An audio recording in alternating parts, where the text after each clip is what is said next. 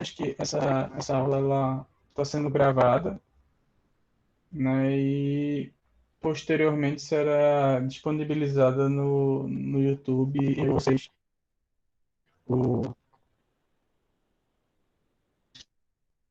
a, lá no WhatsApp. Aproveitar que eu estou falando do grupo do WhatsApp e já deixar alguns avisos, tendo em vista as interações já previamente desde a última semana, mais ou menos. Né? Não, obviamente, não tem censura ou pré-condicionamento para a interação daquele grupo. Só peço a gentileza e sensibilidade de vocês para tanto terem atenção relativamente à temática, assuntos voltados à temática, já que é um grupo de WhatsApp voltado para o auxílio dos discentes do curso, né? Então é um prolongamento da sala de aula, ainda que online. Então, se atentar a isso, por favor. E também, na medida do possível, se todo mundo tem uma vida atribulada, eu também tenho. E como aquele grupo tem, assim como o curso, né, o grupo tem quase 250 pessoas, assim como a quantidade de inscritos nesse curso. Então, gerenciar as expectativas, interesses e demandas concomitante de 250 pessoas é algo um pouco complexo. Então, peço também a gentileza de vocês terem atenção em relação a isso. As postagens, os avisos, os links da aula enviados. Tá, me diga uma coisa, o áudio está com ruído para todo mundo?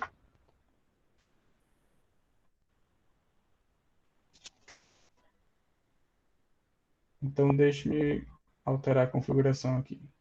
Só um minuto.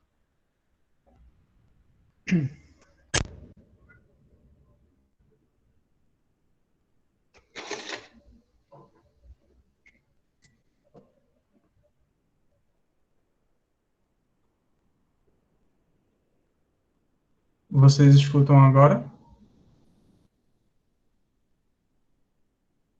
Melhorou?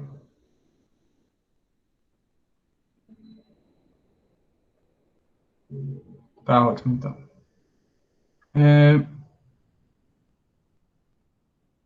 Então, eu estava falando sobre o grupo de WhatsApp, a pertinência temática do grupo, e pedir a atenção de vocês em relação às informações dadas, já que são 250 pessoas interagindo naquele grupo. Então, peço essa gentileza a vocês.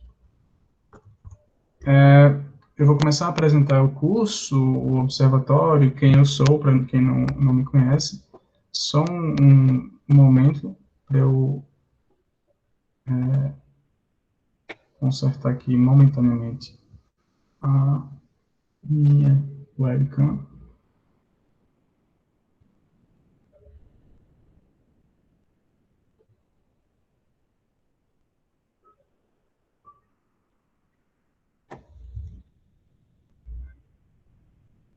E agora eu acho que está ok, né?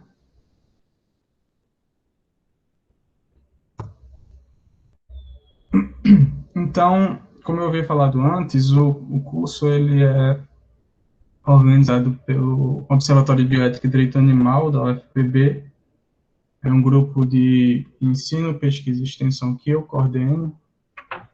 Eu não lembro agora se eu sequer falei meu nome nessa apresentação, mas eu sou o professor Jailson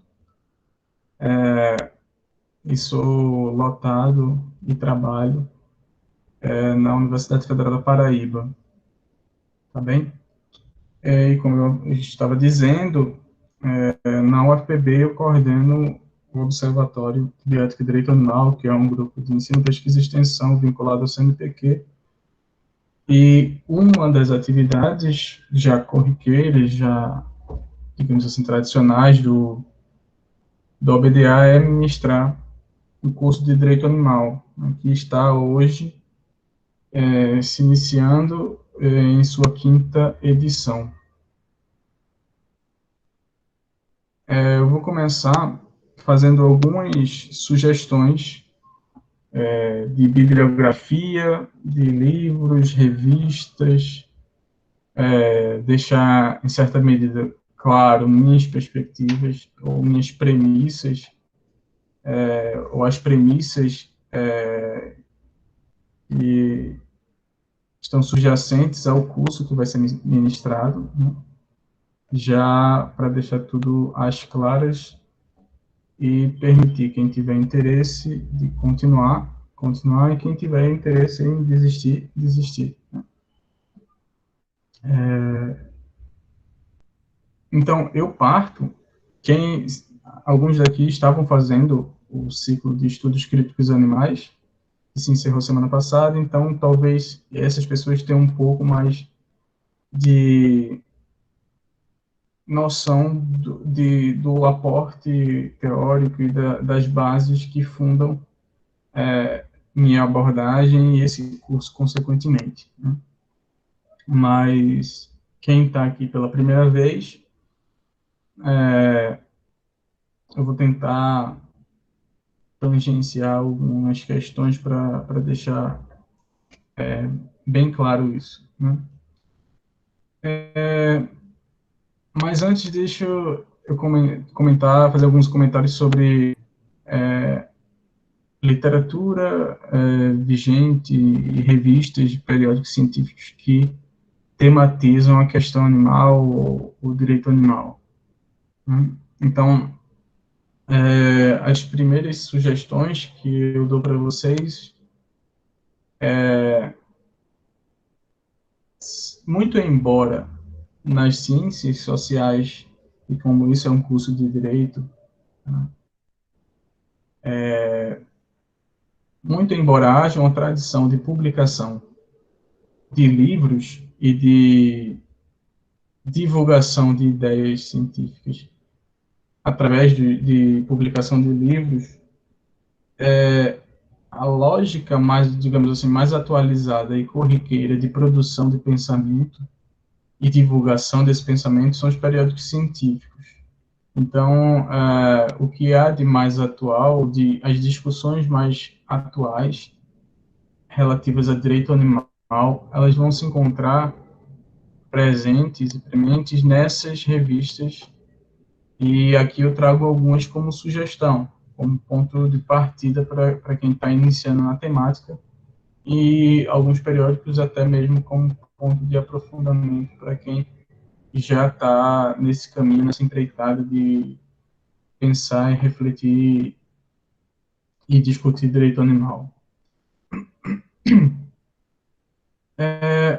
Antes de partir para a revista, para as revistas, só complementar a apresentação inicial que eu falei do observatório, e não falei de mim, né? Eu coordeno o OBDA, meu nome é Jailson, eu sou formado, a minha formação de base é Direito, com mestrado em Sociologia e doutorado em Direito Animal.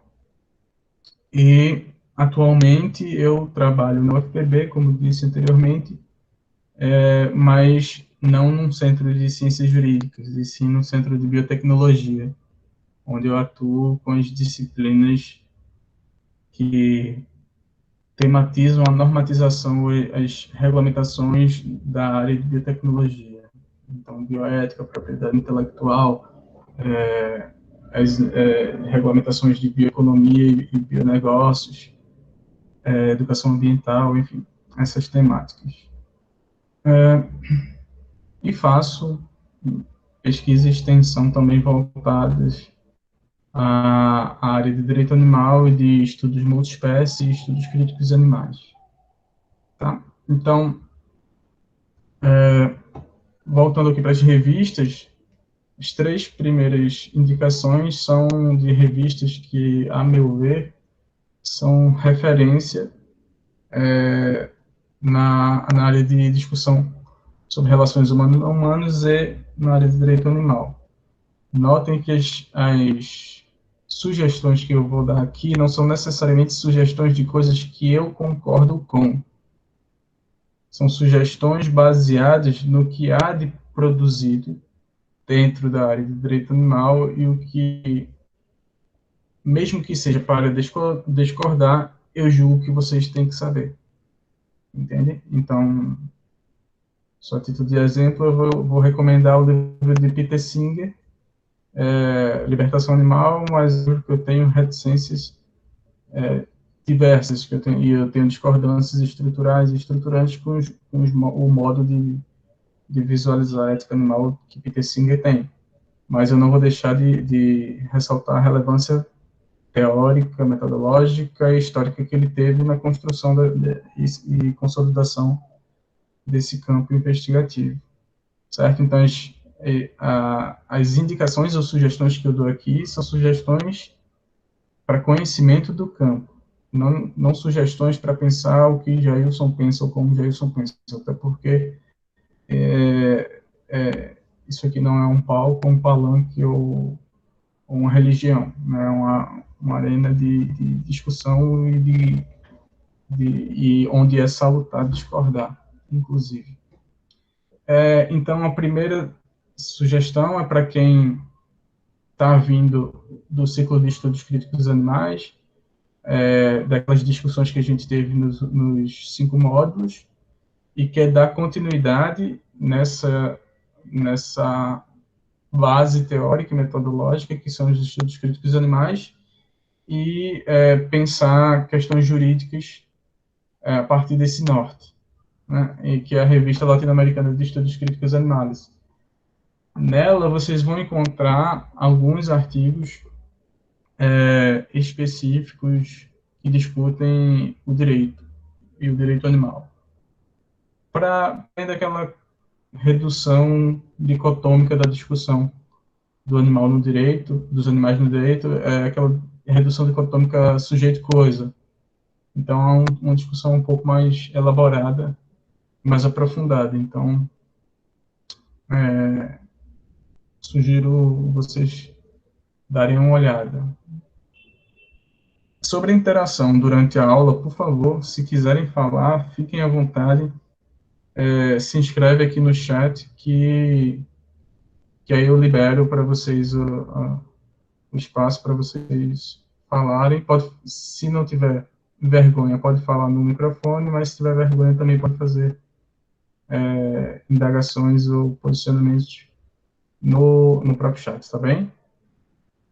A segunda sugestão é a Revista Brasileira de Direito Animal, que é uma revista organizada pelos professores da pós-graduação da UFBA, e principalmente o professor Heron Gordilho, e é a primeira revista no Brasil especificamente sobre essa temática.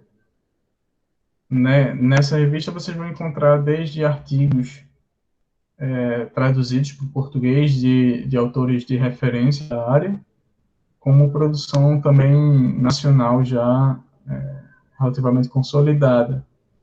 Também tem alguns precedentes, algumas decisões judiciais que se tornaram referência no direito animal, que vocês vão encontrar facilmente nessa revista. Outra sugestão que eu dou é o Journal of Animal Ethics, que é o periódico científico do Centro de Ética Animal da Universidade de Oxford, que é coordenado atualmente por Andrew Lindsay. E é um periódico que é em inglês, os artigos são em inglês, para quem tiver dificuldade em ler inglês é uma barreira, mas sendo realista no contexto do direito animal, é uma barreira, eu diria que não ler inglês é uma barreira para se aprofundar no direito animal. E a maioria das produções uma vasta lista de publicações na área estão em inglês, infelizmente. Mais 3 sugestões que também são em inglês. A primeira delas é Environmental Humanities, que é um periódico que australiano que discute relações multiespécies. Aqui ele não tem a pegada estrita do direito, mas sim uma discussão prévia, conceitual sobre relações humanos e não humanos. E aí vale a pena alguns artigos. A outra sugestão é o Animals and Society Journal, que é do Instituto, né, que tem o mesmo nome. Esse periódico ele tem uma relação mais com a área de sociologia, mas não deixa de ter também alguma produção sobre ética animal, direito animal. E também a versão em inglês do Instituto de Estudos Críticos Animais, que é o Journal for Critical Animal Studies, que também parte daquela mesma premissa da revista latino-americana de Estudos Críticos Animais. E quem participou do ciclo passado tem mais ou menos noção de onde esses periódicos estão pisando, certo?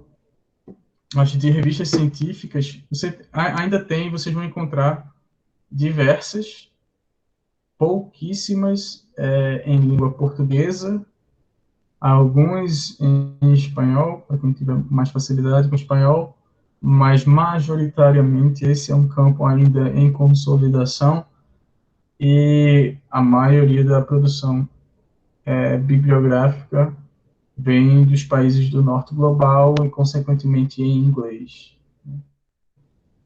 Isso eu não faço essas indicações por arrogância acadêmica, de forma alguma, e sim por constatação. E não é um tipo de constatação que me agrada, até porque eu sou crítico a esse modo de produção de ciência e a geopolítica da ciência vigente, mas, enfim, essa é uma outra questão para um outro curso, outro tipo de curso. Comunicação. A gente tem o grupo do WhatsApp, lá eu envio para vocês material bibliográfico, as sugestões referentes à aula que virá. Eu vou tentar me organizar para mandar já tudo de vez. Lá também eu vou enviar para vocês o link da aula. E, enfim, outras sugestões de vídeo, palestras, que eventualmente eu acho relevante para o contexto do curso. Além disso, se vocês tiverem dúvidas ou alguma pergunta, podem tanto utilizar o Instagram do Observatório de Bioética e Direito Animal, que é o BDA_UFPB, ou também mandar para o e-mail obda.direitoanimal@gmail.com. Vou tentar, na medida do possível, ser o mais rápido, mas também quem cursou o ciclo de estudos críticos animais sabe que, no atual contexto, eu estou com algumas atribuições na universidade que, às vezes, me impedem de ser tão eficiente na resposta a vocês, mas eu vou tentar, na medida do possível, e também peço a compreensão se, eventualmente, não atender a expectativa de vocês em relação a isso. Em relação aos livros, coloquei, na verdade, deixo ir primeiro para os que estão em português e depois eu retorno. Já no Brasil, uma quantidade considerável de produção bibliográfica no contexto do direito animal. É bem verdade também que essa produção tem uma linguagem muito alinhada com os marcos teóricos do norte global. Então, há quase que uma continuidade teórica da maioria dessas obras com pensadores clássicos do direito, já clássicos do direito animal do norte global. Então, isso eu falo para dizer que, numa perspectiva crítica ou de estudos críticos dos animais, produção em direito animal, em teoria de direito, ainda é incipiente, né? Mas há nesse rótulo jurídico ou nessa tradição jurídica liberal do direito animal, há já alguma produção relevante ou de relevo aqui nacionalmente. Eu vou começar com a Santíssima Trindade do, do direito animal em língua inglesa, que é o Peter Singer, Tom Regan e o Gary Francione.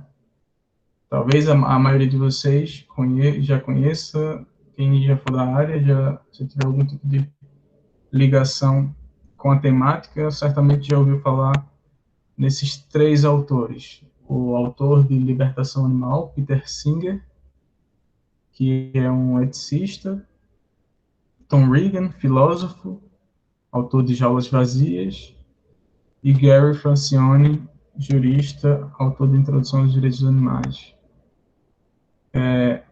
São geralmente, partindo dessa tradição jurídica liberal nortista, esses são os três autores que possuem uma maior preponderância na construção teórica do direito animal, juntamente com Stephen Wise, também eu acho que eu esqueci de colocar ele aí na lista.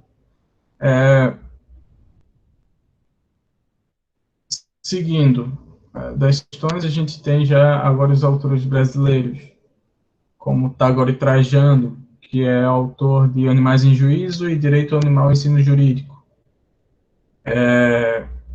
Também Fernanda Medeiros, com Direito dos Animais, Heron Gordilho, com Abolicionismo Animal, que é fruto, inclusive, da tese de doutorado dele, e Danielle Tetu, que é autora do livro Direito e os Animais.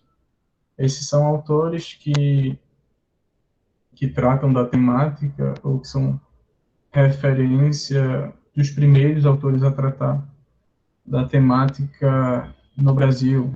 Também, se for falar dos primeiros, dos iniciadores da discussão do direito animal no Brasil, a gente tem que falar também de Edna Cardoso, de Laert Levy, enfim, a lista é longa. Daniel Braga Lourenço, no campo da filosofia da ética, Carlos Naconeci.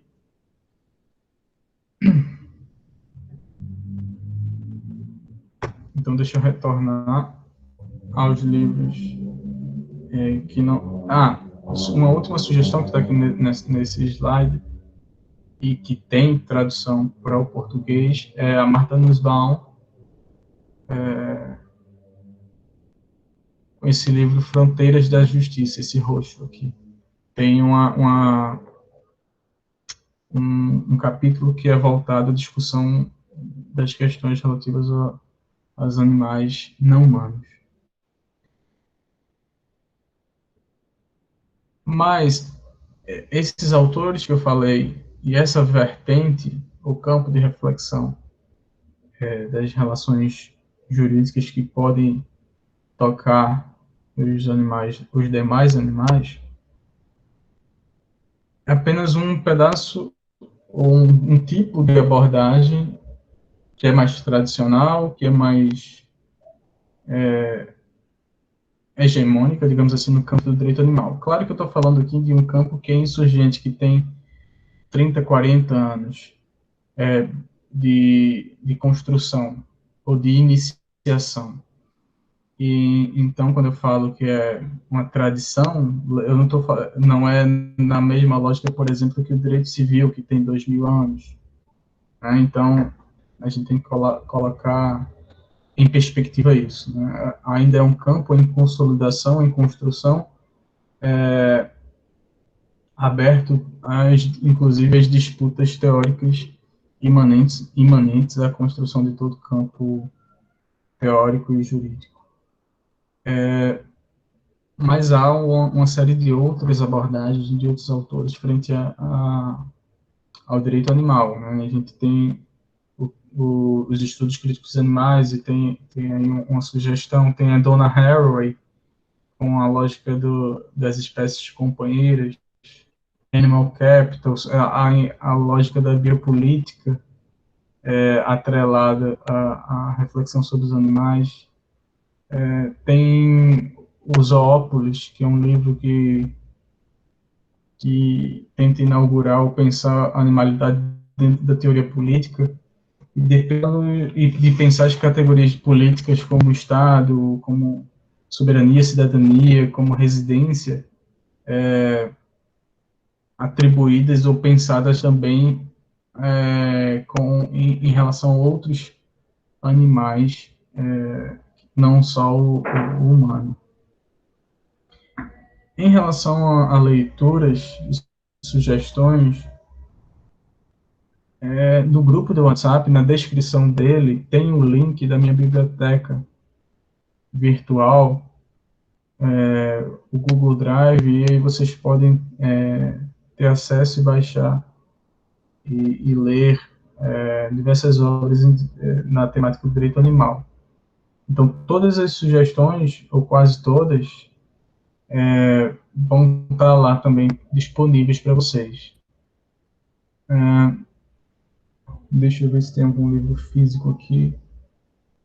Eu falei de um outro autor, além daquela tríade, Francione, Singer e Reagan, tem também Stephen Wise, que eu falei. E a sugestão em relação ao Wise é Rattle in the Cage, que não tem tradução para português. Depois, ao longo das aulas, eu vou trazer esses autores e as perspectivas deles e refletir limitações e alcances e eventuais críticas. Né? E as críticas são desse curso, as críticas são as minhas, críticas que eu tenho diante da minha perspectiva, da minha abordagem, o que eu considero como criticável nesses autores, certo? Então, pelas críticas, eu tomo total responsabilidade, inclusive pelos equívocos. Deixa eu ver se alguma sugestão a mais. Em relação a filmes, sugestão de filmes, as sugestões que eu trouxe aqui não são as sugestões, digamos assim, catequizantes, com intenção de catequizar, ou de veganizar, ou então de tocar o coração de ninguém em relação à opressão a qual os animais estão sujeitos. E nesse sentido, eu não vou não sugerir aqueles documentários com aquelas imagens fortes, enfim, não é porque eu não gosto, não é porque eu não assisti, ou não é porque eu não indico. É porque aqui, nesses cursos, eu tento oferecer abordagens ou algo além do corriqueiro, né, se assim for possível. Então, em relação aos filmes, eu sugiro Deus Branco, primeiro, que é um filme excelente, que discute, digamos assim, um mundo apocalíptico no qual há uma rebelião, uma revolta dos animais frente aos humanos. E outro filme é Okja. Acho que é mais conhecido de vocês, está disponível na plataforma do Netflix, inclusive é uma produção original do Netflix, e o Okja é um filme bom para pensar, inclusive teoria do direito animal, compreender o que significam as correntes de direito animal, os movimentos sociais de proteção e reivindicação de proteção de interesses de animais não humanos, enfim. Ele tem uma abordagem interessante nesse sentido.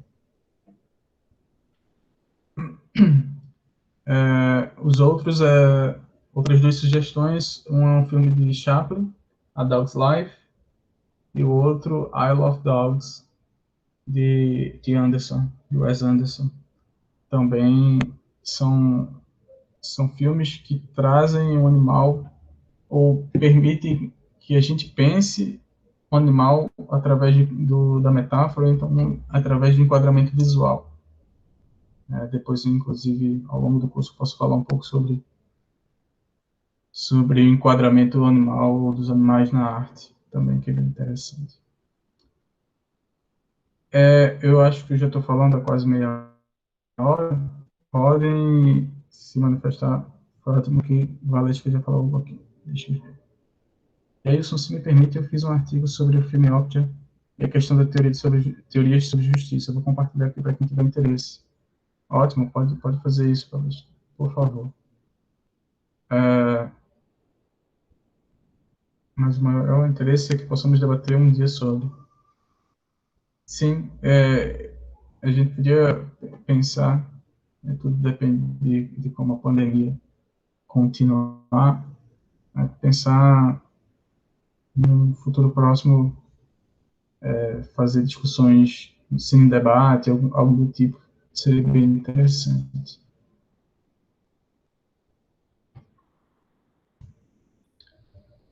E dois filmes, aqui sim são documentários, que um é a história do Elephant Tyke, que também ficou um caso bem famoso nos Estados Unidos no início da década de 90, que fala um pouco, ou faz a gente refletir um pouco sobre violência multiespécie, sobre a matabilidade dos corpos não humanos e de como não é sobre simplesmente matar o corpo ou não, mas sim passar a mensagem através da morte do corpo. E também o Bloodlines sobre exploração dos leões, comércio e a domesticação de leões. Obrigado, Aline. Eu não fiz essa observação no início, mas para quem está vindo aqui pela primeira vez, eu peço para vocês que desliguem a câmera e o áudio, porque como está gravando, e posteriormente isso vai ser publicado no YouTube para quem não teve a possibilidade de assistir essa aula, quando vaza algum som, ou então a sua webcam está aberta, então aparece, em vez de aparecer aqui o slide e o que eu estou falando, vai aparecer a sua imagem. Né? Então, para quem porventura não pôde assistir essa aula aqui agora, e que vai assistir no YouTube, fica um pouco comprometido. Então, é só para ter essa atenção. E se quiserem falar, como eu disse, se inscreve no chat e aí sim você abre a câmera e o áudio. Tá bem? Por aqui estamos ok? Podemos avançar? Sobre o conteúdo do curso.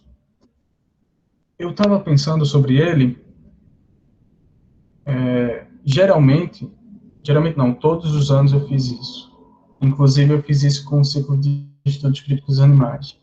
Eu faço o curso dividido em módulos. E os módulos são interdependentes. Aí, a ideia era de continuar com isso no curso de Direito Animal. Mas eu estava pensando e querendo fazer um exercício metodológico de me permitir vocês um pouco mais de liberdade ou espaço para decidir e definir no próprio percurso do curso qual é o assunto, ou quais são os assuntos, quais são as temáticas relevantes ou de interesse. Né? Nem todo curso é igual, nem todas as pessoas que assistem o curso assistem da mesma forma. Então, a minha ideia era tentar fazer um exercício nesse sentido, de abrir um pouco o espaço para, até mesmo para os meus próprios interesses dentro do curso, e ter uma metodologia, digamos assim, mais fluida, menos engessada do ponto de vista de conteúdo programático, mais aberto a possibilidades. Claro que eu não vou ser responsável e chegar aqui na próxima quarta-feira sem ter o que falar, ou sem ter um assunto, ou sem ter uma ordem encadeada de pensamentos para expor para vocês. Mas eu quero deixar um espaço mínimo que seja para a gente construir conjuntamente a lógica do próprio curso. Por isso que eu enxuguei bastante o conteúdo programático para 4 temas genéricos, e a partir dele a gente pode ir para o mundo. Que o primeiro tema, vamos lá, deixa eu ir lembrando também, geralmente, e eu quero acordar aqui com vocês, se vocês concordam com o procedimento, vocês respondem aqui no chat.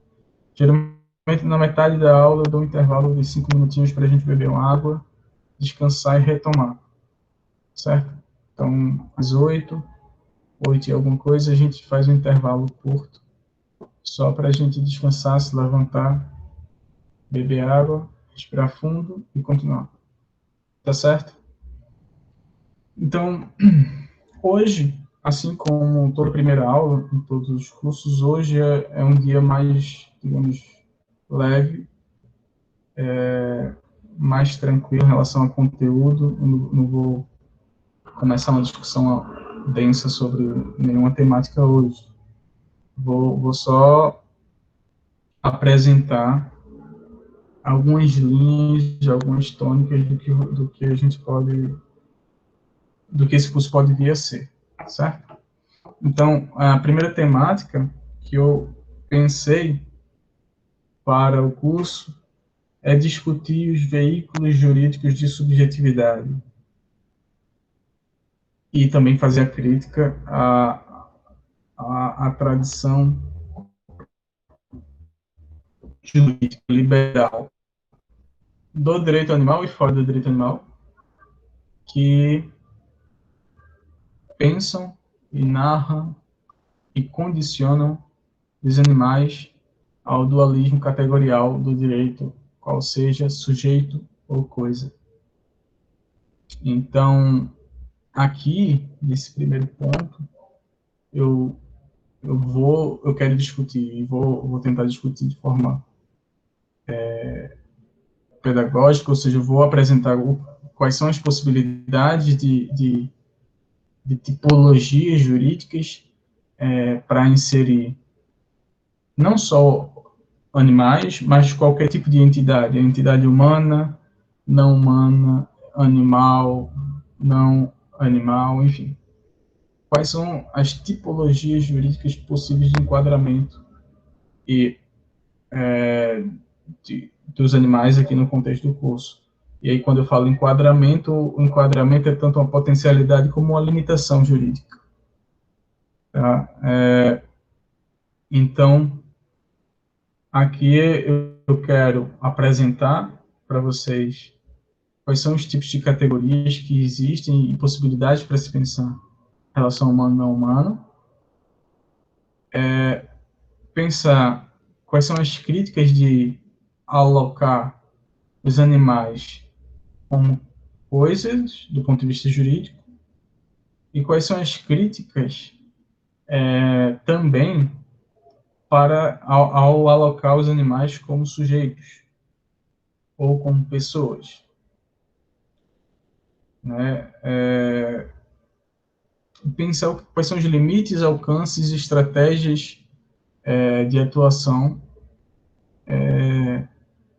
desses veículos jurídicos de subjetividade que encapsulam e que criam, acabam por criar no mundo jurídico essas entidades. Por exemplo, o humano ele não é humano, o animal ele não é um animal. Do ponto de vista do direito, eles passam a ser construídos, forjados para além de suas subjetividades antropológicas ou filosóficas, sociológicas.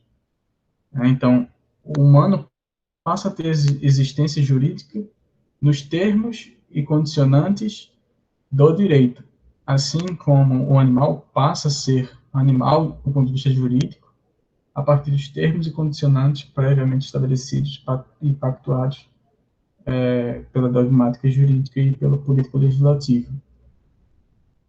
Certo? Então, aqui eu quero, juntamente com vocês, refletir como esses sujeitos ou coisas emergem no direito, passam a existir juridicamente, independentemente de sua relevância a priori na comunidade moral, na sociedade. Certo? Então, aqui a gente vai pensar nas categorias político-jurídicas e inserção ou inclusão dos animais. Aqui, independentemente de qual tipo de tipologia jurídica você aplique para compreender os animais, é relevante pensar nas presenças e nas ausências. O que significa, do ponto de vista jurídico, colocar os animais em um local, um locus jurídico de ausência? Existe a ausência é uma presença nesse sentido também, tem uma relevância em como nós conformamos relações. Certo? Ponto 2, aqui a gente vai discutir sobre... Eu não quero tão somente discutir aquela relação ou a discussão sobre maus tratos aos animais e me restringir ao artigo 32 da Lei de Crimes Ambientais. Certo? A ideia é ir um pouco além dessa discussão e compreender como o dano ambiental e o dano ao não humano possui implicações políticas, jurídicas e na própria concepção que nós temos, ou enquadramento que nós fazemos em relação às demais espécies. Certo? Então, a criminologia verde é uma área da criminologia relativamente recente que foi desenvolvida para pensar ou repensar o dano ambiental. E aí, repensar ou requalificar as próprias noções de vítima também, e a própria noção do que é dano no âmbito do direito e do direito penal. E aí há uma subcorrente da criminologia verde que tenta pensar a posicionalidade dos animais, historicamente, inclusive no direito penal. Eu não sei se vocês sabem, têm conhecimento sobre isso, mas historicamente, a gente às vezes, na discussão, entra nesse reducionismo de o animal é coisa, o sujeito, e afirma que, historicamente, desde a Grécia, Roma, blá, blá, blá, o animal é tido como coisa, o Código Civil, o Código Napoleônico, etc, etc. Mas, durante muito tempo, e depois eu vou trazer para vocês isso, para a gente discutir, os animais tinham capacidade de ser parte nos processos na Europa da Idade Média, tanto na condição de autores como réu. E isso é, em certa medida, incongruente com a discussão sujeito-coisa. Valesca coloca aqui, esse é o problema de ver o direito como uma entidade única que avança no tempo e que avança no tempo de forma unilinear, né? O direito que temos é o direito moderno. Se quiser falar no microfone, Valesca, fica à vontade, tá bem?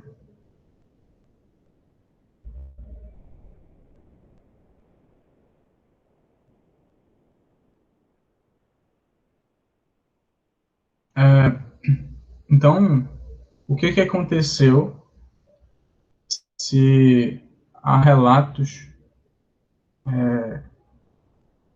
fartos do século IX ao século XV, se não me falha a memória, de diversos processos na Europa envolvendo os animais não humanos na condição de sujeito de direito e ou como autor no processo ou como réu e sujeitos às mesmas penas que o ser humano.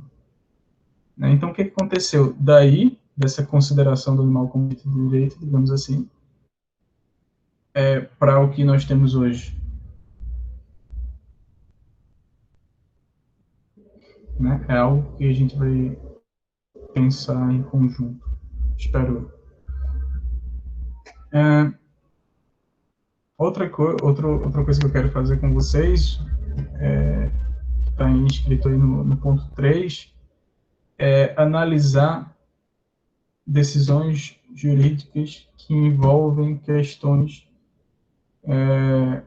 de direito animal, ou pelo menos que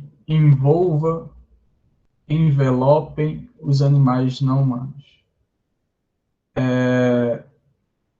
E, tentar fazer uma coisa diferente aqui, não só pensar o que foi decidido, qual é a decisão, mas, sobretudo, como foi decidido. E fazer uma análise crítica do discurso. Pegar os textos de decisões judiciais e analisar e pensar a partir de que discurso o texto é produzido. Quais são as vozes que ele evoca.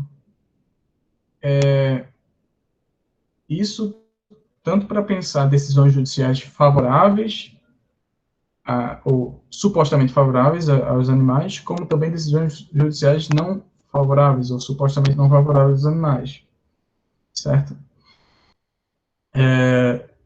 E aqui eu acho que a gente pode ir um pouco além do que tão somente aquela narrativa linear de que o STF decidiu em tal ano o caso da farra do boi, depois em tal ano rinha de galo, depois em tal ano vaquejada, e aí tem o efeito backlash com a emenda constitucional, etc, etc.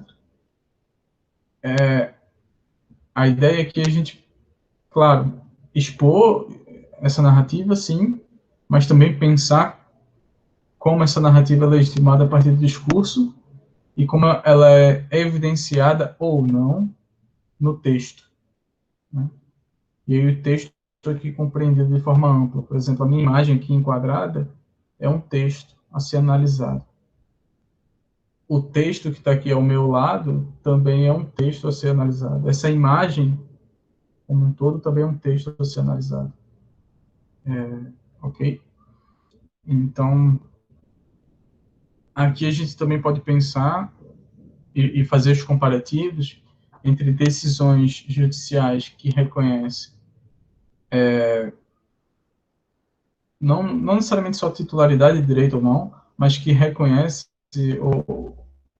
algum interesse jurídico, juridicamente relevante, a outras entidades que não humanas, e que não os animais não humanos.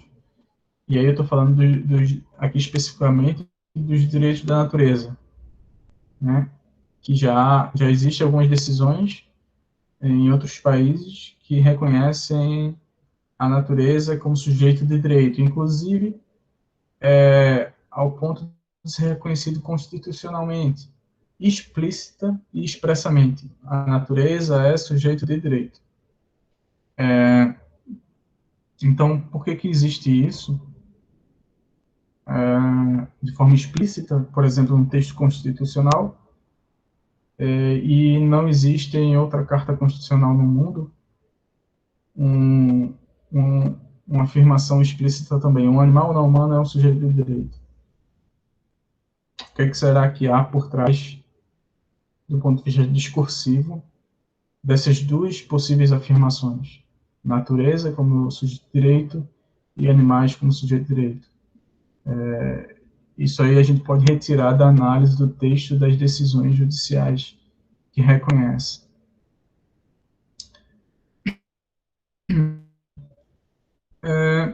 Além do... Eu vou só finalizar aqui o ponto 4 para a gente dar o nosso intervalo e depois seguir. Além da análise das decisões judiciais e do ponto de vista da teoria geral do direito, que é aquela discussão sobre os veículos jurídicos de subjetividade, também queria analisar a partir de, mas também além de, analisar os textos legislativos que regulamentam relações humanas e não humanas. Partindo da legislação, mas também indo além da legislação. E aí, esse indo além da legislação vai permitir a gente pensar ou se encontrar com outras disciplinas que não só o direito ou o direito dogmaticamente organizado. Certo? Então, pensar do ponto de vista filosófico, antropológico, em consonância com etologia, pensar como essas relações são pré-condicionadas por esses instrumentos normativos e o que é que isso implica.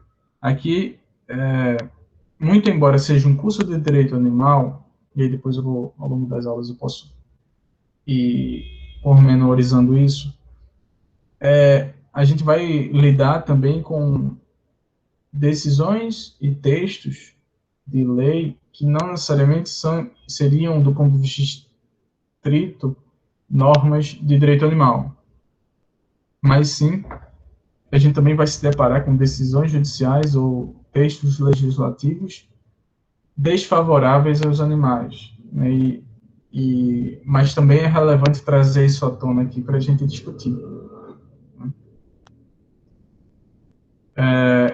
Então, ponto 4 seria voltado a discutir essas regulações legislativas das relações humanos e demais animais. Aqui a gente tem um exemplo do Código, na Paraíba, do Código de Direito e Bem-Estar Animal. A gente pode também falar sobre as leis que tentaram regulamentar práticas como a vaquejada, como práticas culturais ou desportivas, como rodeio, a legislação que regulamenta jardins zoológicos, e aí a gente pode pensar também a discutir o que é o jardim zoológico, o que há de relação colonial subjacente à construção da ideia do zoológico, que vem das menageries no século XVIII, mas e também dos zoológicos ou exposições etnográficas que exibiam seres humanos do sul global como sujeitos animalizados na Europa e nos Estados Unidos. Tudo isso a gente pode ir trazendo para a discussão, para que o curso não fique estritamente ligado tão somente à discussão dogmática, mas que pense um pouco além disso. Né? Por enquanto, alguma pergunta? Alguma consideração? Vocês me escutam bem? No início vocês estavam dizendo que estava cortando o áudio. Agora tá ok? Ou ao longo da explicação estava ok?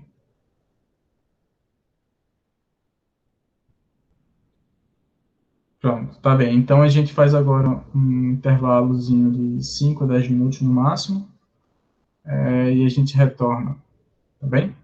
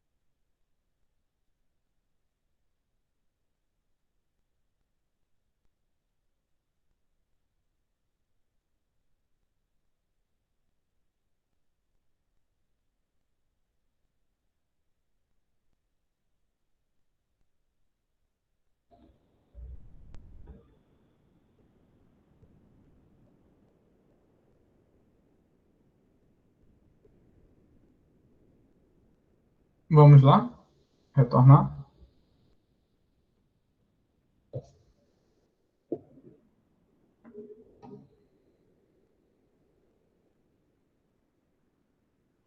Vocês me escutam?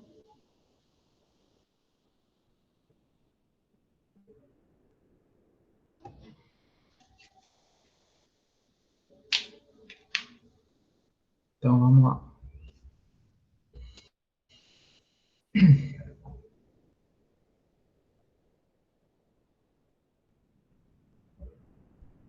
Então, só para complementar o que eu falei antes do intervalo e o que eu falei no início da aula, da ideia de ser uma construção conjunta, ou pensada conjuntamente, coletivamente. Quem tiver sugestões de temas, abordagens, enfim, quaisquer sugestões podem enviar ou lá no próprio grupo de WhatsApp ou então para o e-mail também do curso que eu posso considerar e trazer também para a gente discutir, certo? Tá. Então, tendo em vista aquelas temáticas não estão fechadas, são apenas nortes para a gente navegar dentro desse curso, certo? E vamos tentar ver se dessa forma, com essa metodologia, vai ser interessante. Primeira coisa, antes de a gente discutir e chegar nas questões relevantes e próprias do direito animal, a gente tem que pensar o que é direito, e também o que são as categorias jurídicas. Porque a gente às vezes trata o direito como se fosse algo universal, autoevidente, previamente dado e compulsoriamente aceito. Enquanto a gente trata de algo dessa forma, traz consigo áreas de inquestionabilidade, né? Como se o direito fosse impassível de críticas. Mas e se a gente pensa que até mesmo aquele brocardo, aquela frase clássica de todo aluno quando inicia o curso de direito, onde há sociedade ao direito, é uma máxima a ser pensada, refletida, né? Porque ela se impõe como um universal abstrato.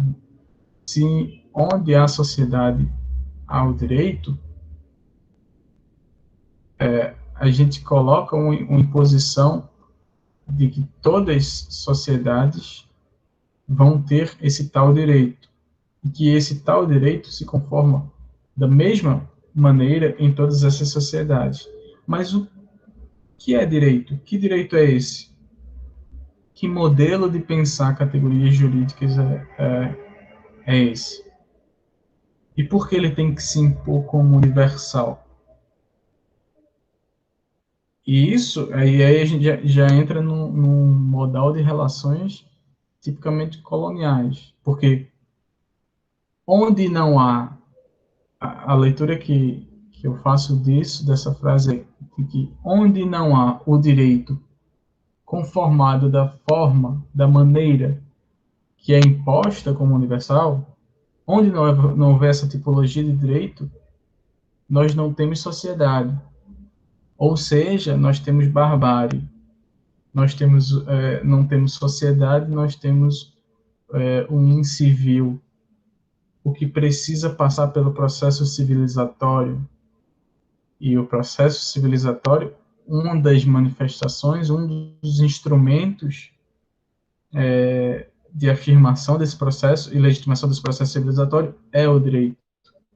Mas não é um direito desqualificado, senão um direito adjetivado, qualificado, é o direito moderno. E quando a gente fala de direito moderno, é um direito que é moderno não no sentido da palavra modernidade, mas contextualizado em um espaço-tempo da modernidade, em uma geopolítica da modernidade enquanto tempo e espaço.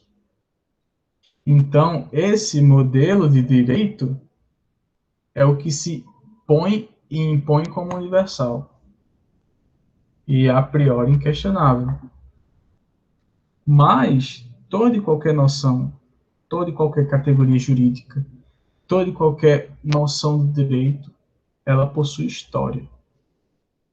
Ela está inserta em um caldo cultural borbulhante. Ela está inserida em um espaço de disputa, em um espaço geopolítico de disputa.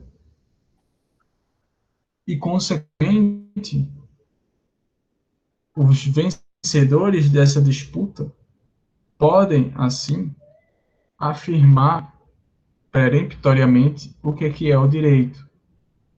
E, geralmente, o direito costuma reafirmar e se nutrir da força que o deu causa. Então, é só para a gente ter claro ou refletir sobre esse modelo jurídico a priori dado e como talvez, apenas talvez, esse seja apenas uma forma de se pensar juridicamente, ou uma forma de se pensar relações e normatização dessas relações, ou regulação, ou regulamentação dessas relações. Então, o direito é uma linguagem que pode sim ser pensada dessa forma, como eu mencionei, mas também pode emergir dessa disputa, né, uma linguagem emancipatória. Né? O direito que a gente tem, tal qual ele é conformado, ele é processo e produto de uma monocultura ocidental ou uma monocultura jurídica ocidental, que vê o humano ou a natureza humana como essencialmente individual, individualista, descolada e dissociada da natureza, e, e cabe a gente refletir isso para saber se o modelo, na verdade, para a gente pensar se, primeiro, há um modelo único, a priorístico e universal, universalizante de direito animal, e segundo, esse tal direito animal que nos ensinam também não está inscrito e circunscrito por essa arena de disputa com pretensão de generalização, também não é condicionado historicamente, modelado culturalmente por um caldo cultural ou biocultural.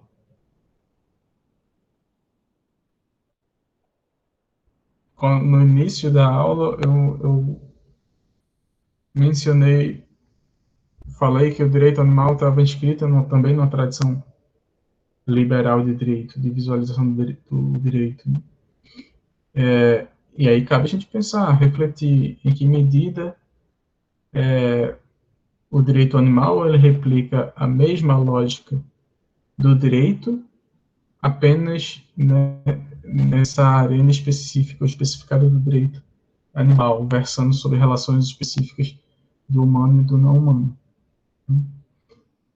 Eu estou aqui agora nesse resto de aula, eu estou só fazendo provocações e não se preocupem se eventualmente não tiver uma linearidade ou uma construção pedagógica de ideia ou de pensamento, é porque aqui minha função nesse final de aula é mais provocar para que na próxima aula a gente, de forma mais metódica, organize os pensamentos. É, então, as categorias jurídicas estão inseridas, ou as categorizações jurídicas, as formas de rotular ou de criar veículos jurídicos para trânsito de subjetividades ou de interesses, estão inscritas nessa lógica de disputa, de historicidade, de contingência, de pretensão de universalidade e generalização, no entanto, inscrito em uma ótica local, temporalmente, espacialmente, culturalmente.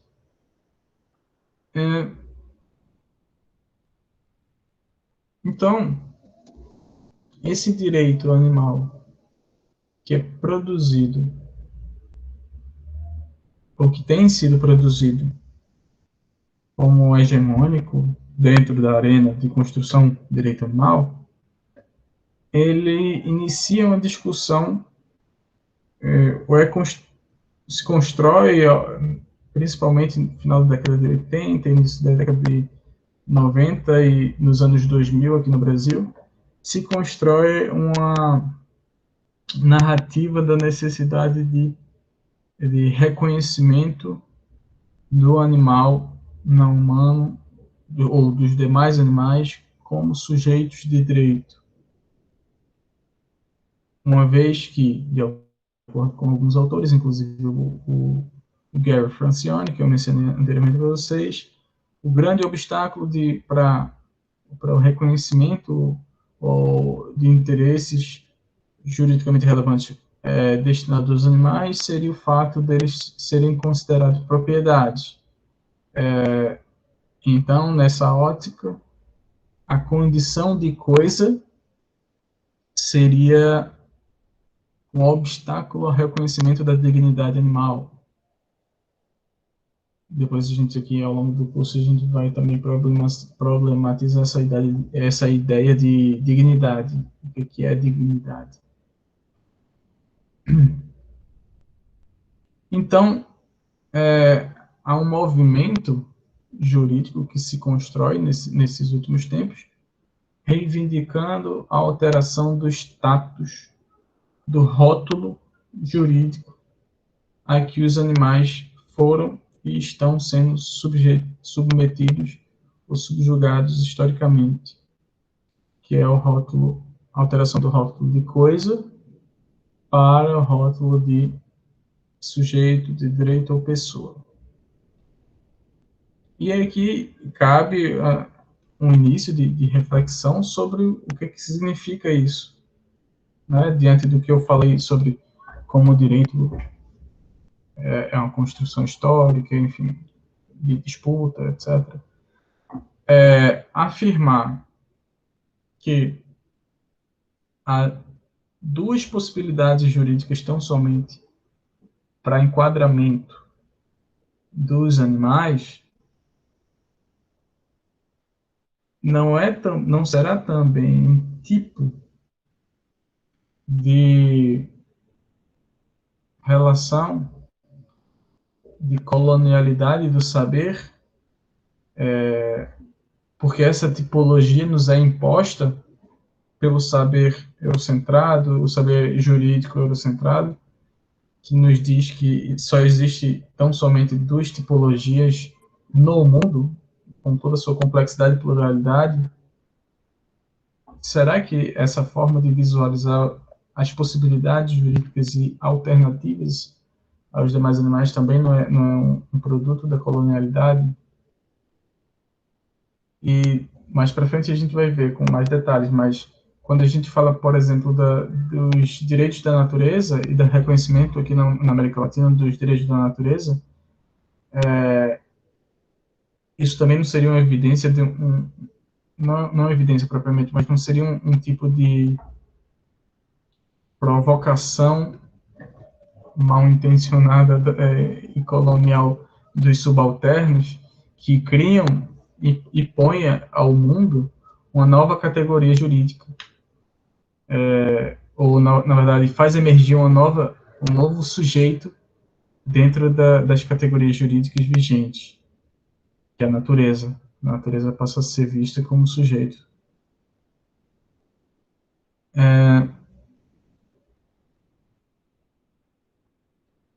Então, nas próximas aulas, a gente vai ver com mais detalhes diferenças, inclusive entre o que é sujeito de direito, o que é pessoa,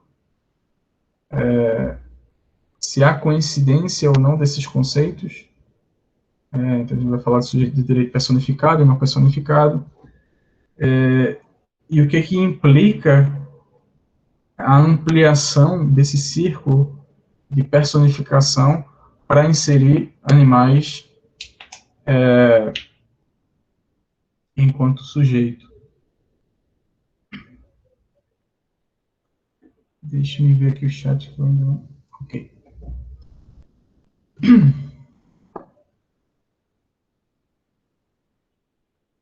Além desse subproduto do direito animal tradicional, dessa dicotomia coisa e pessoa, há também uma pluralidade de qualificações e com implicações jurídicas dos animais, não só circunscrito a essa dicotomia. Né?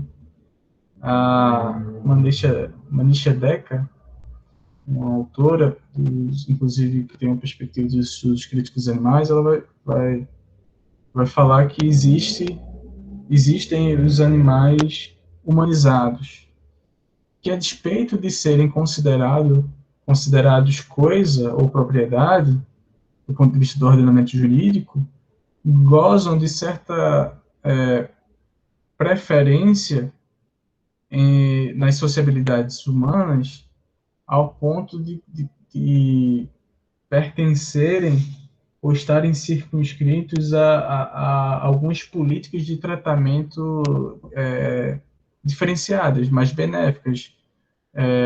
E aí a gente insere, por exemplo,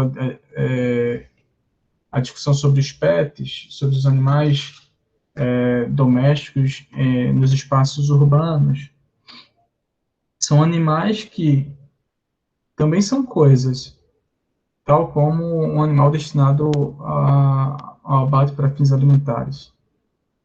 Mas eles estão, em certa medida, blindados pela própria cultura ocidental que os reificou.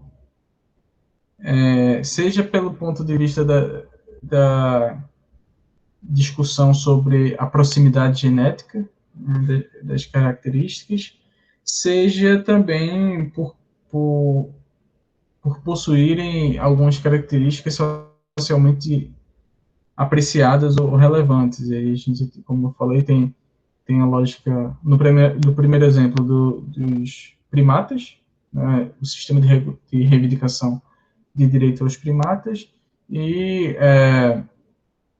os animais humanizados tidos como pet, que também gozam de uma certa de um certo tratamento um tratamento preferencial excepcional frente aos demais animais. Então, esse discurso pró-humanização dos demais animais, ele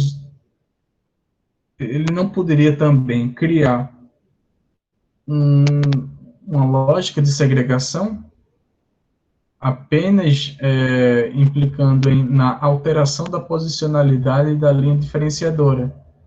Né? Então, eu só empurro a linha um pouquinho mais para cima para fazer caber algumas entidades, alguns indivíduos que eu considero relevantes, em detrimento de outros que continuam com status de propriedade ou de coisa. Então, é também uma reflexão sobre a categoria ou a discussão sobre a alteração de categorização jurídica dos animais. E aqui também cabe a gente pensar o que vale mais, né? O que é mais importante? É o nome que se dá às coisas ou as coisas em si? Com isso eu estou querendo dizer, o que vale mais? É o rótulo jurídico ou o regime jurídico subjacente ao rótulo, ou a rotulação? É, há uma série de projetos e também exemplos em outros países de alteração de, da categoria jurídica ao qual os animais estão inseridos, os subjugados. E aí a gente está falando dessa alteração do rótulo jurídico, que já ocorreu em alguns países, mas quais são as implicações do regime jurídico subjacente ao rótulo? A grande questão que se coloca nos países em que reconheceram que os animais são seres sensíveis, ou são seres sencientes, ou então não são coisas, também há formas jurídicas distintas de se alterar a categorização do animal. Depois a gente vê com mais minúcia isso. Nesses países que promoveram essas alterações, há uma alteração do regime jurídico, e aí eu vou mais além. Há a, uma alteração do regime de sociabilidades imanentes ou inerentes aos humanos, de forma bem pragmática. Nesses países deixou-se de matar animais para consumo alimentar, por exemplo, na França, um exemplo de país que promoveu esse tipo de alteração. Há uma alteração do regime jurídico, e se há, quais são os animais que são afetados, quais são os animais presentes e os animais ausentes. Uma outra questão sobre essa modulação categorial dos animais dentro do direito é a plasticidade e a porosidade dessa imposição categorial. Se a gente pensa, por exemplo, animais domésticos ou silvestres, como eu falei lá no início da aula em relação a ser humano e ser animal, do ponto de vista jurídico, depende dos critérios e categorias que o direito impõe. Da mesma forma, o critério doméstico e selvagem, quem é doméstico e quem é selvagem, fica suscetível a aos critérios do direito, e esses critérios são maleáveis. Depois eu vou mostrar alguns exemplos de normativas que trabalham com essa lógica fluida de reconhecimento pontual ou episódico do animal como doméstico, mesmo assim não sendo.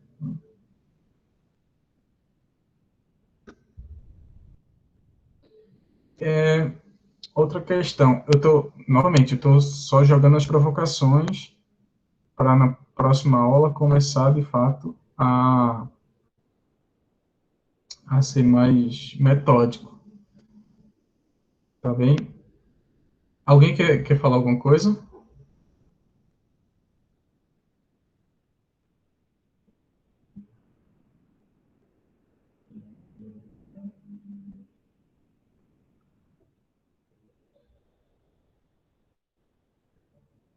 Ah,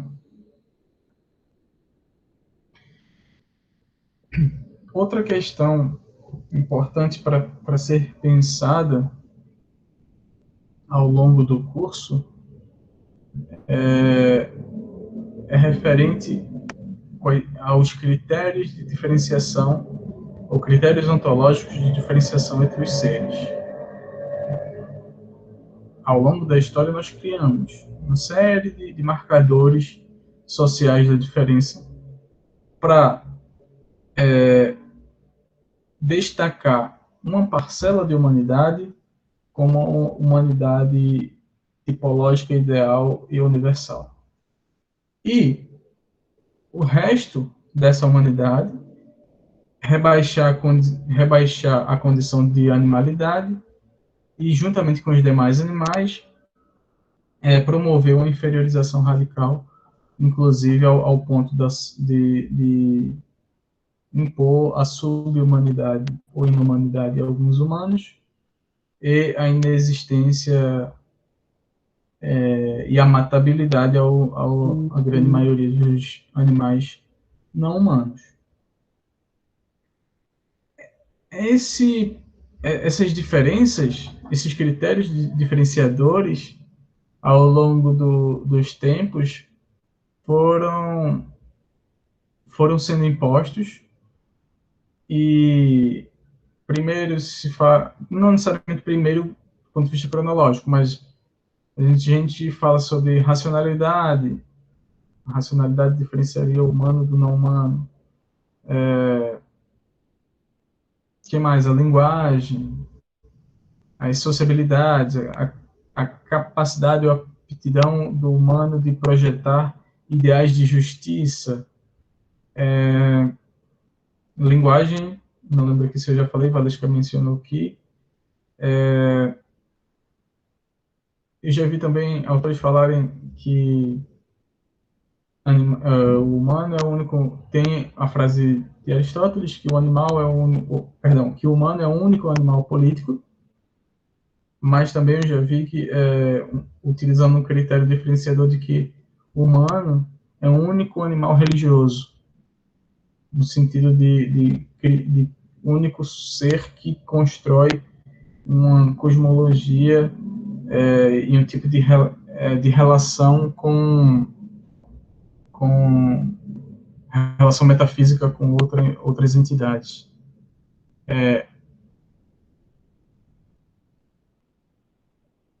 Ronaldo, o curso é 100% só falando sem slides? Não. Mas eu tenho uma tendência, e aí vocês podem transcrever para ele, por favor, eu tenho a tendência a reduzir o número de slides para poder falar falar um pouco mais e elaborar um pouco mais. E também não deixar vocês muito atentos ou pregados demais ao slide e não pensar fora dele. Então, às vezes o slide é meio limitador nesse sentido. Mas nas próximas aulas, os slides vão estar mais descritivos, digamos assim. O único que presta homenagem aos mortos e por aí vai. Legenda automática, eu tentei ver aqui pelo Google Meet, mas não consegui. Eu já falei com o Comitê de Acessibilidade da UFPB para eles designarem uma pessoa para prestar auxílio ao Ronaldo, então estou aguardando o comitê responder, e assim que ele tiver um feedback eu repasso para ele. E aí, recentemente, a noção de diferenciação baseada nesses critérios ontológicos tem um problema de base, é que se você quiser diferenciar os seres com base, né, nessas categorias, em qualquer delas, enfim, se você quiser criar uma categoria de diferenciação entre os seres, essa categoria tem que ser absoluta para fazer sentido. Ou seja, se eu utilizo um marcador para dizer quem é humano e quem é animal, esse marcador ele tem que ser absoluto, ele não pode ter falhas. Se eu estou delimitando o que é humanidade, isso não pode ter furos. Esse critério não pode, nem internamente, nem externamente, na relação com o exógeno. Internamente, todos têm que pertencer ou possuir aquele predicado do critério. Então, se eu digo assim,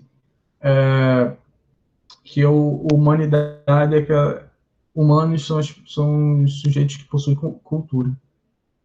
Então, eu pressuponho que todos os indivíduos pertencentes a essa tal humanidade possuem e elaboram cultura. Não posso ter um indivíduo que não faça isso. Porque aí o critério ele cai por terra.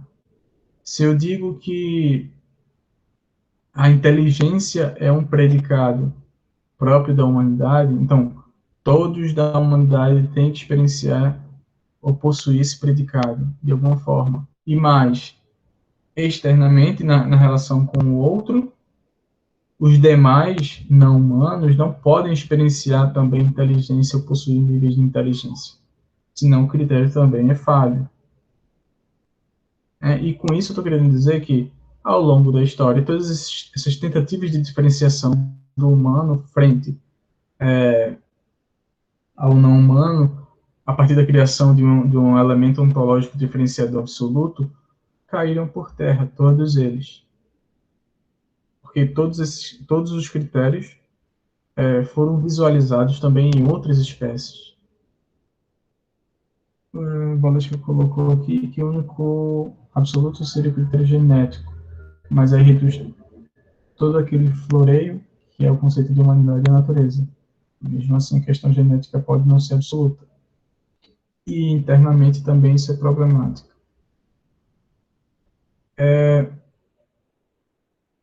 E aí, nas discussões mais recentes,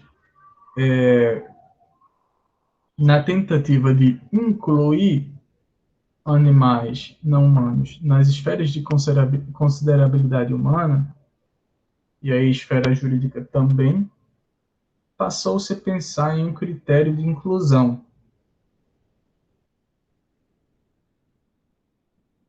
E aí a gente começa a falar, a partir da década de 70, da senciência como critério de inclusão dos animais nas esferas de considerabilidade moral e jurídica humana. Então, senciência, aqui bem rapidamente, senciência é capacidade ou aptidão de experienciar sentimentos e sensações e subjetivá-los. Então, os animais que possuíssem esse predicado poderiam ser incluídos nas esferas de consideração do humano. E aí a gente começa a discutir, por exemplo, senciência como critério de atribuição de personalidade jurídica aos animais.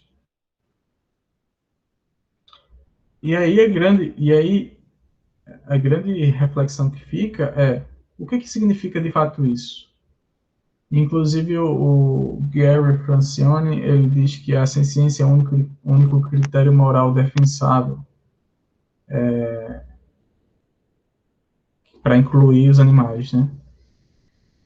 Mas veja, se a gente parte da afirmação, inclusive a ciência e a etologia está aqui e tem estado aqui para corroborar isso, se a gente pega os estudos de etologia, eles vão afirmar contundentemente que animais vertebrados são seres sencientes.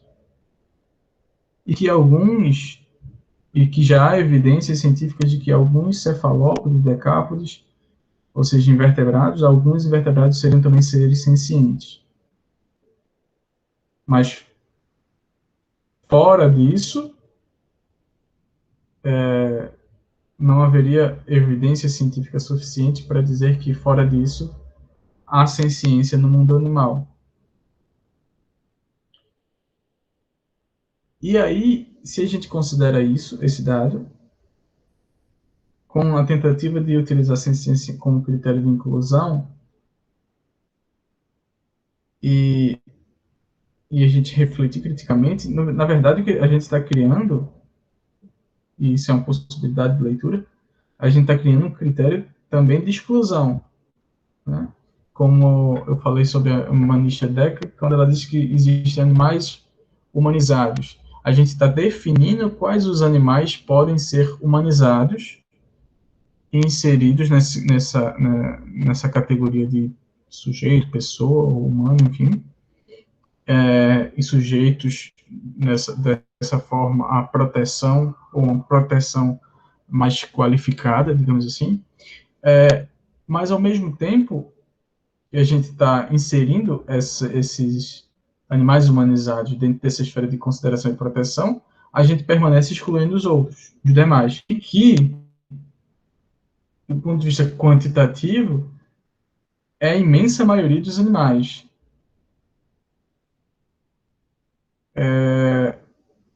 Então, nesse sentido, será que o critério da ciência em si não é especista? Ou não replica especificismo? Ou não replica uma estrutura na qual as diferenciações entre espécies são utilizadas como formas de, de fomentar relações de opressão entre elas?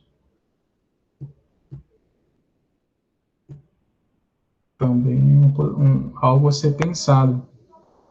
Não, o Stephen Wise tem um dos livros dele, tem inclusive o título evidencia isso, né, que ele diz drawing the line, ou seja, desenhando a linha.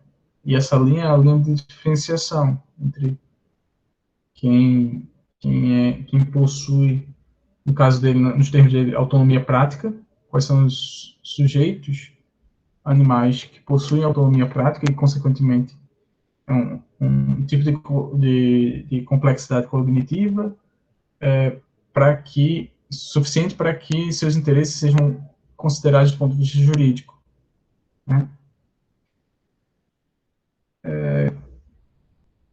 E aí a gente pensa, será que a personalidade é um veículo jurídico adequado para pensar a animalidade? Será que é um critério exclusivo e limitante, ou limitador das realidades dos demais animais? Será que a linguagem dos direitos é uma linguagem adequada para pensar relações humanos não humanos? Também há algo a ser posto à mesa. Alguém quer falar alguma coisa? Eu estou sentindo que eu estou falando demais.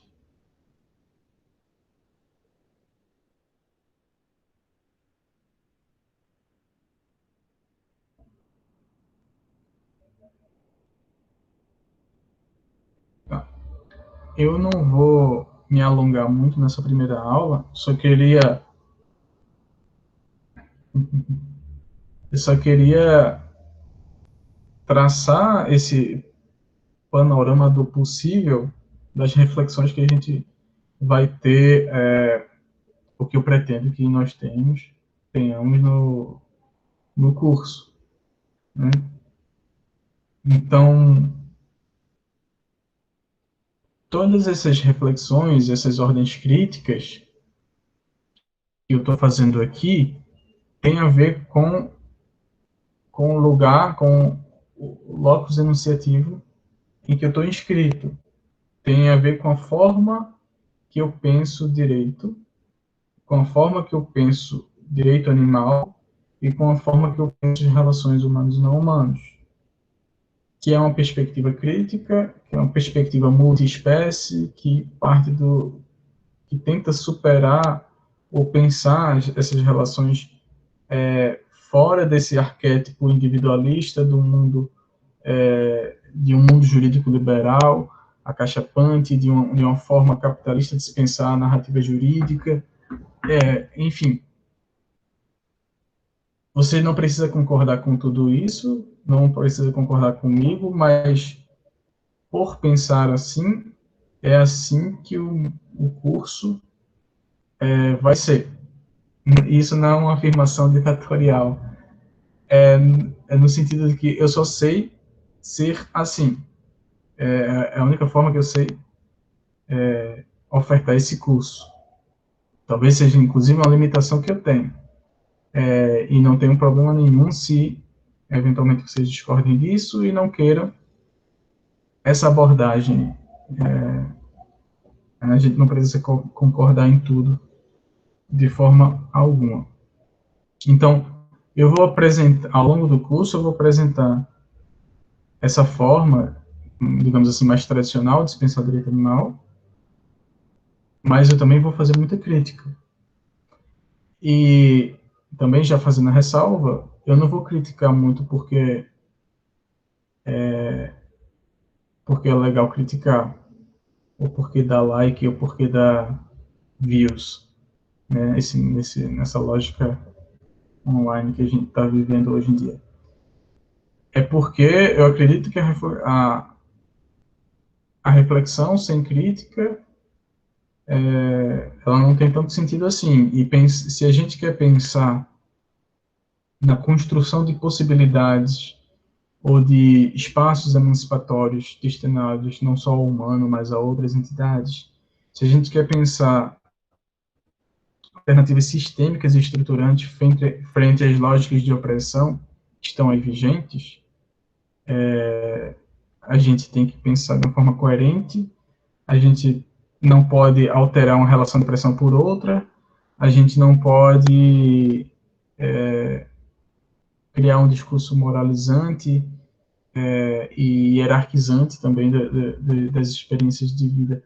Outra coisa que eu já ia me esquecendo, que é aqui ou acolá na área de direito animal ou de estudos das relações humano-humanos, a gente se depara, é que a abordagem que eu vou dar aqui, nesse curso, parte da premissa da interseccionalidade, ou da multidimensionalidade das relações de opressão, certo? Eu não penso direito animal de forma isolada do mundo.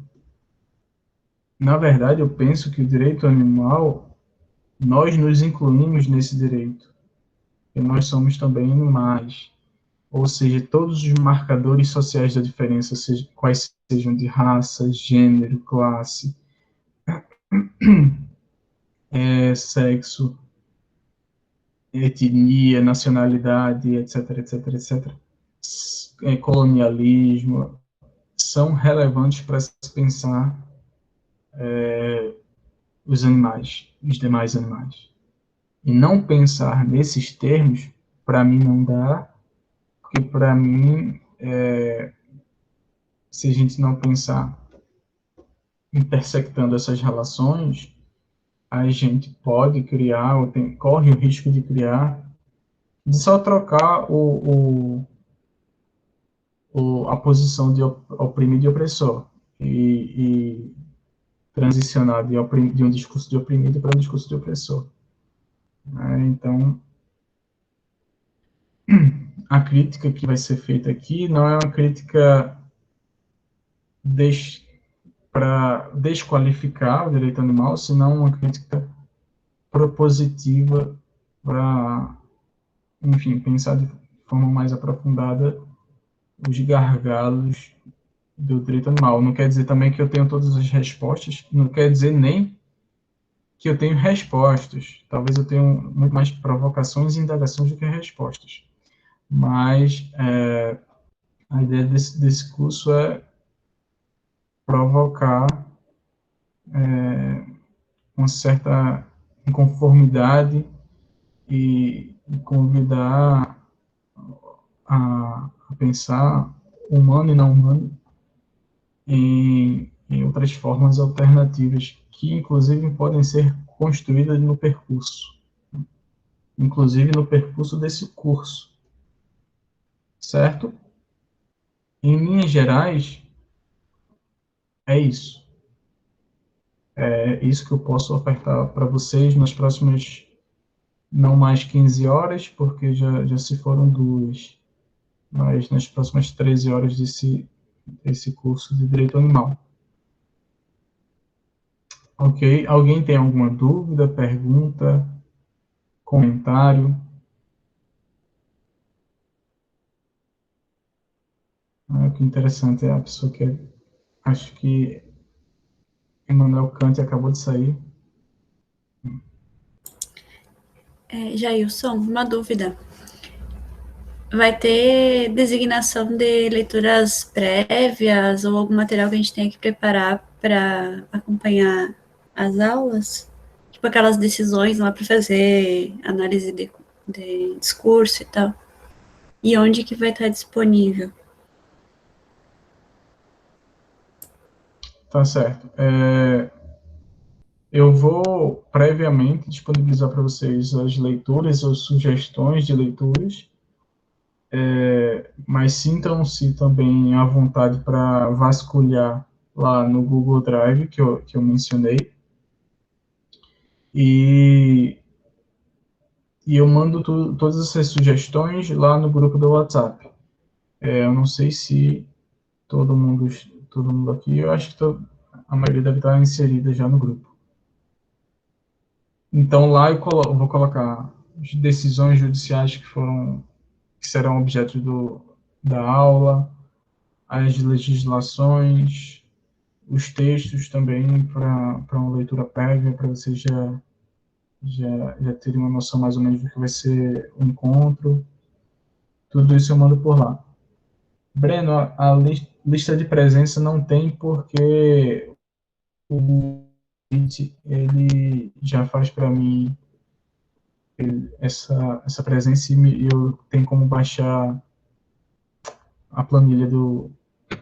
Toda vez que vocês entram no sistema, na reunião, o Google me informa, certo?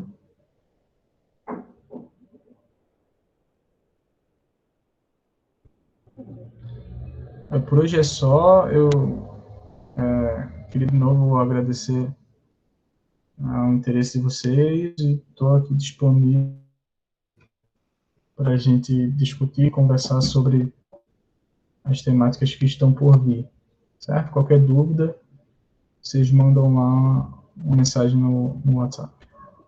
Uma boa noite para todo mundo, se cuidem, mantenham-se isolados na medida do possível, para quem puder, e a gente se vê quarta-feira que vem. Tá bem? Um abraço.